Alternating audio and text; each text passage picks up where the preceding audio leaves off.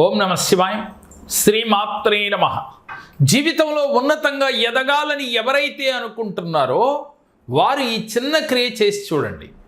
సహజంగా ముందు మనం ఏదైనా సాధించాలి అంటే మిమ్మల్ని మీరు తెలుసుకోగలగాలి. అంటే నాలో పాజిటివ్ ఎనర్జీ ఎంత ఉంది, నేను అనుకున్న పని మీద శ్రద్ధ పెట్టగలుగుతున్నానా, ఎందుకు పెట్టలేకపోతున్నాను, నాలో కార్యాచరణ ఉందా, నాలో ఏదైనా ఒక కార్యం అనుకుంటే దాన్ని కంప్లీట్ చేసే వరకు నాలో పట్టుదల ఉందా అని ఒక్కసారి ఎవరికి వారు క్వశ్చన్ చేసుకోవాలి. అలా లేని వారు ఎప్పుడూ కూడా సక్సెస్ అవ్వలేరు. మీరు దేంట్లోనైనా సక్సెస్ అవ్వాలి అని మీరు దృఢ సంకల్పం చేసుకుంటే ముందు మీలో మీరు మార్పు తెచ్చుకోవాలి. మీరు పరిపూర్ణ వ్యక్తిగా మారాలి. కార్యదీక్ష పట్టుదలతో ముందుకు సాగాలి. అలా సాగలేకపోవడానికి కారణాలు అనేకమైనవి ఉన్నవి. దాంట్లో ఒకటి మనం ఇప్పుడు ఈ వీడియోలో తెలుసుకుందాం. ఎందుకని మనం ఏదనుకుంటేది వాయిదాలు వేస్తున్నాం, ఎందుకని మనం ఏమీ సాధించలేకపోతున్నాం. సాధించాలని కోరిక ఉంది కానీ సాధించలేకపోతున్నాం. ప్రయత్నం చేస్తున్నాం, విఫలమవుతూ ఉన్నాం.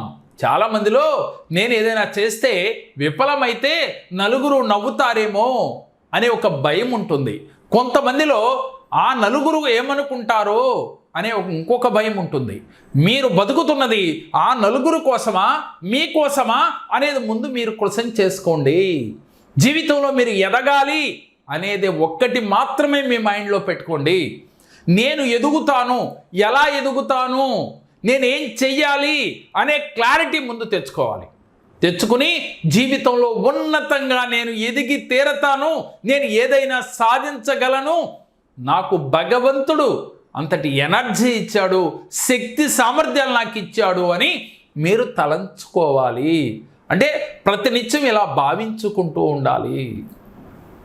భగవంతుడు ఎప్పుడు ప్రతి మనిషిని ఒకేలాగా పుట్టించాడు అనే సత్యం మనందరికీ తెలుసు.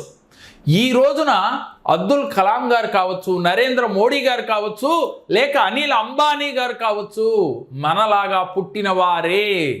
కానీ వారి థాట్ ప్రాసెస్ వేరుగా ఉంది, వారి ఆలోచన వేరుగా ఉంది. ఏదో చేయటానికి నేను ఈ భూమి మీదకి వచ్చాను, నేను చేసే వెళతాను అని వారి మైండ్లో వాళ్ళు లిఖించుకున్నారు.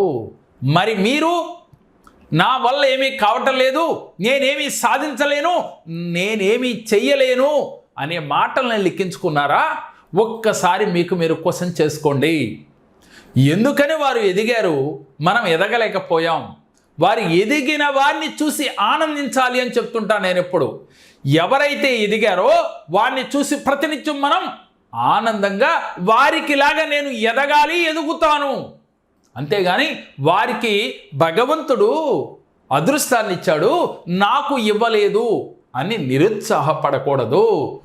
అదృష్టం ఉందా లేదా అనే దానికన్నా అదృష్టాన్ని మన దగ్గరికి తెచ్చుకునే విధానాన్నే ఈ వీడియోలో మీకు చెప్పబోతున్నాను. ఉదయం లేచిన కానించి మీలో నిరాశ మిమ్మల్ని దరి చేరకూడదు. ప్రతినిత్యం పాజిటివ్గా ఉండాలి. మీరు అనుకున్న సంకల్పాన్ని ఒక పేపర్ పైన రాసుకోండి. నేను ఇది చేసి తీరతాను, నేను నెలకి ఇన్ని లక్షలు సంపాదిస్తాను, దానికి నేను ఒక ప్రణాళిక వేసుకున్నాను, ఈ ప్రణాళికను నేను నెరవేర్చే వరకు నిద్రపోను. మరి ప్రతి మనిషికి 8 గంటలు 9 గంటలు నిద్ర కావాలని చెప్పుకుంటాం కదా, అది వాస్తవమా? అంటే చాలామంది మహానుభావులు ఉన్నతంగా ఎదిగిన వారు తక్కువ నిద్ర మాత్రమే పోతూ ఉన్నారు, ఎక్కువ పని చేస్తూ ఉన్నారు. 24 గంటల్లో 4 గంటల నుంచి 5 గంటలు మాత్రమే వారు నిద్రపోతున్నారనే విషయం మీకు తెలుసా? కానీ వాస్తవానికి ఒక్కరోజు మనకి నిద్ర లేకపోతే తెల్లారి మనం నిస్సత్తువుగా అయిపోతామే, ఏమీ చేయలేని స్థితిలోకి మారిపోతామే. దానికి కారణం మీ మనసే. మీలో ఉన్న పాజిటివ్ ఎనర్జీ లేకపోవటమే. నెగిటివ్ ఎనర్జీతో మీ శరీరం అంతా, మీ మనసంతా నిండిపోయి ఉండటమే. మరి ఇప్పటి వరకు మీరు అలా ఉంటే ఈ క్షణానే దాని నుంచి బయటకు రండి. నేను చెప్పేది ఏమిటి అనంటే ప్రతి మనిషి ఉన్నతంగా ఎదగాలి, అబ్దుల్ కలాం గారి లాగా ఎదగాలి, నరేంద్ర మోడీ గారి లాగా ఎదగాలి, అనిల్ అంబానీ లాగా ఎదగాలి, టాటా బిర్లా లాగా ఎదగాలి అనుకుంటే సరిపోదు. దానికి మానవ ప్రయత్నం మనం చెయ్యాలి. ఎప్పుడైతే మానవ ప్రయత్నం మనం చేస్తామో దైవము, యూనివర్సు మన చెంతకు వచ్చి మనకి బ్లెస్సింగ్స్ ఇవ్వటానికి సిద్ధంగా ఉంటాయి. మీరు ప్రయత్నం చేయకుండా ఉదయాన్నే 7-8 బెడ్ మేంచి లేస్తే భగవంతుడు మనకి అనుకూలిస్తాడా?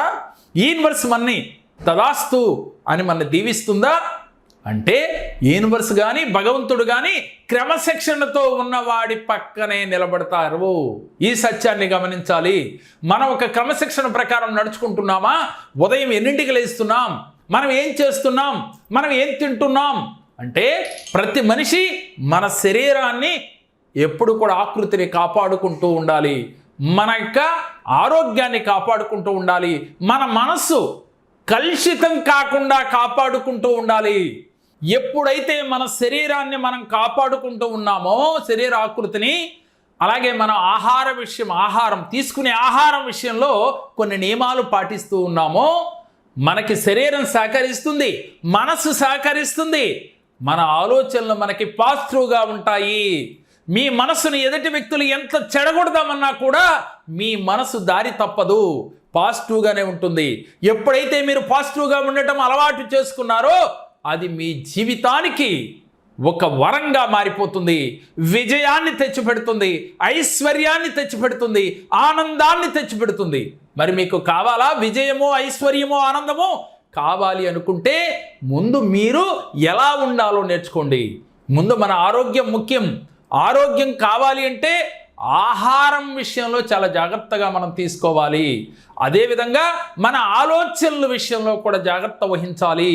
ఏ ఆలోచన పడితే ఆలోచనని మన బుర్రలోకి ఎక్కించుకుంటే మనలో ఎనర్జీ లెవెల్స్ పడిపోతాయి. అప్పుడు అనారోగ్యం వస్తుంది, సక్సెస్ రాదు, విజయం సాధించలేము.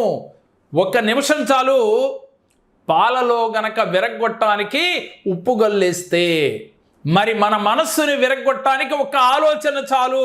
మన మనసు కకలావికలమైపోయి ఆ రోజంతా కూడా ఏ పని చేయలేని నిస్సత్తువుగా మనం తయారైపోతాం. ఏమిటి? 1 ఆలోచన. ఈ ఆలోచనకి అంత శక్తి ఉందా అంటే ఉంది. అది పాజిటివ్ ఆలోచన అయితే ఆ రోజంతా కూడా చాలా యాక్టివ్గా మీరు ఉండగలుగుతారు, ఏ పనిలోనైనా విజయాన్ని చేరుకోగలుగుతారు. అదే గనక నెగిటివ్ ఆలోచన గనక మన మైండ్లో వేస్తే ఆ రోజంతా కూడా మన శరీరము, మన మనస్సు నిస్సత్తువుగా మారిపోతుంది. ఇది వాస్తవమా కాదా? ఒక్కసారి మీరు ఆలోచించండి. దీన్ని బట్టి మీకు అర్థమైంది ఏమిటి? ఉదయం లేచిన కానించి పాజిటివ్గా ఉండటం, పాజిటివ్గా ఆలోచించటం, నెగిటివ్ ఆలోచనకి కిలోమీటర్ దూరంలో ఉండటం, తీసుకునే ఆహారం మన శరీరానికి, మన మనసుకి ఉపయోగపడుతుందా అనే ఆహారాన్ని ప్రతిరోజు భుజించటం. అప్పుడు మన శరీరం బాగుంటుంది, ఆరోగ్యం బాగుంటుంది, అలాగే మన ఆలోచనలు బాగుంటాయి. జీవితంలో మీరు ఉన్నతంగా ఎదిగి తీరతారు. ఎదగాలనుకున్న ప్రతి వ్యక్తి కూడా ఇవి ఆలోచించి తీరండి, ఆచరించి తీరండి. మీ జీవితంలో భగవంతుడు, యూనివర్సు ఎప్పుడు మనమంటే ఉంటూ మన బ్లెస్ చేస్తూ మనని దీవిస్తూ ఉంటారు. మరి వాళ్ళు అలా ఉండాలి అంటే మనం ఈ క్రమశిక్షణగా మన జీవితాన్ని మనమే మార్చుకోవాలి. ఓం నమః శివాయ. నమస్కారం అండి, నా పేరు పాపిరెడ్డి. నేను జేకేఆర్ గారిని కలవటానికి బిజినెస్ ముందు వచ్చాను. ఒకసారి హైదరాబాద్కి వచ్చారు. అప్పుడు అయితే గురువుగారు నేను బిజినెస్ పెట్టాలనుకుంటున్నాను, నా బిజినెస్ పెడితే మళ్ళీ వెనక తిరగకుండా చూడాలి అని చెప్తే ఒక పేరు చెప్తాను ఆయన, శుభ్రంగా అది పెట్టుకోండి, అంచెలంచెగా ఎదిగిపోతారని చెప్పేసి నాకు శ్రేష్ఠ అనే ఉత్తమమైన పేరు అని చెప్పి నా షాప్కి పెట్టమని చెప్పారు. అది పెట్టిన తర్వాత అంచెలంచెలుగానే ఎదుగుతూనే ఉన్నాను తప్పితే ఏం లేదు. బ్రహ్మాండంగా సంపాదిస్తున్నాను, నెల లక్షల కోట్లు సంపాదిస్తా ఉన్నాను. మంచిగా విల్లాలు కొనుక్కున్నాను, ఒక మంచి విల్లా కొనుక్కున్నాను, తర్వాత 3 కోట్లు పెట్టి ప్లేస్ కొనుక్కున్నాను. బ్రహ్మాండంగా ఉంది. గురువుగారికి పాదాభివందనాలు. ఇక్కడికి ఈరోజు నేను ఉండేది హైదరాబాద్లో, అయితే విజయవాడలో ఎట్లా పూజ ఉంది అని చెప్పేసి అన్నారు. మరుక్షణమే ఇప్పుడు దాదాపుగా గురుగారిని కలవక 1 సంవత్సరం అవుతుంది. ఏంటి మధ్య మధ్యలో ఫోన్ చేస్తున్నాను కానీ ఇట్లా పూజించిన ఆయన చాలా మంచిగా ఉంటుంది, ఇంకా రండి అని చెప్పేసి అన్నారు. మనశాంతి ఉంటుంది, అన్నీ ఉంటే హ్యాపీగా ఉంటుందంటే నేను వచ్చి పూజలో పాల్గొనడం జరిగింది. చాలా హ్యాపీగా ఉంది.